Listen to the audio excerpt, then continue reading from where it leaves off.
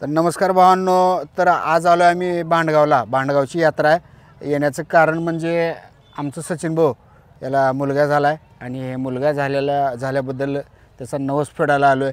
तर आज आमचं इथं म्हणजे नियोजन आता देवाला पाया पडणे, नैवेद्य दाखविणे, तर मटणाचा बेत आहे. मटण बिटन आहे सगळं.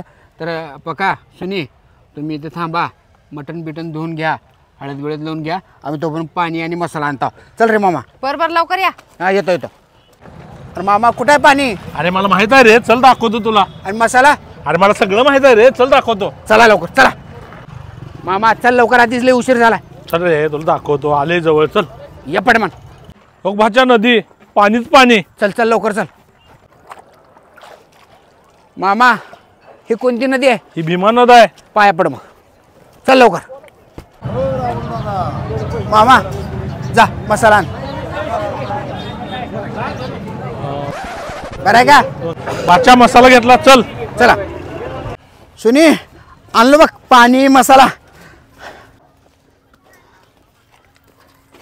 बरोबर ताई ठेवते, हे आल्यात परत करते तुला.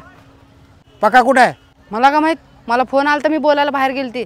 आलो की लाकडा आणाय गेलतो. मटण कुठं आहे? ह्याच्यात हळद मीठ लावून ठेवली होती की.